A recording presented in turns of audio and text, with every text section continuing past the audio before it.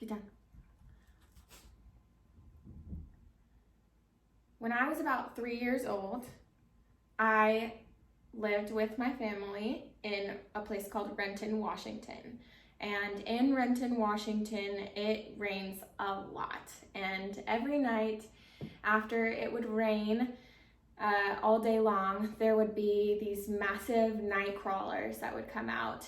And I would pick up my little nightcrawler friends and I would play with them as dolls. This is not a normal behavior for a 3-year-old. Typical 3-year-olds, typical 3-year-old girls play with dolls, not earthworms. And so this behavior was quite strange, and my mother noticed very early on.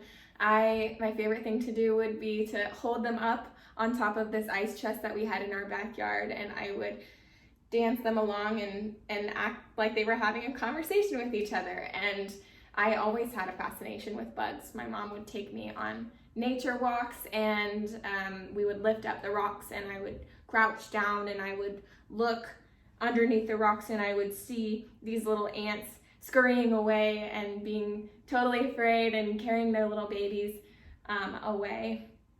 And when I was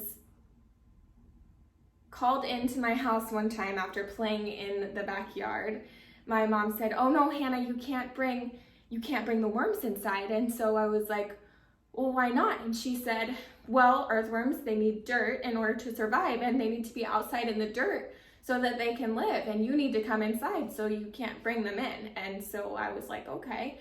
And I went outside, and my quick thinking was I still wanted to bring the earthworms inside. So I thought of a way around it. And so I grabbed a handful of dirt and I put it in my pocket, and I grabbed my little earthworm friends and I put them in my pocket.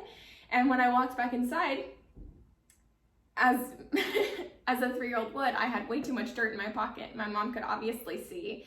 So she said, "Hannah, where are the worms?" And I said, "Well, they're in my pocket." And so she said, "Okay, they need to go outside." And when I stuck my hand in my pocket to pull the worms out, I squished the worms and they died.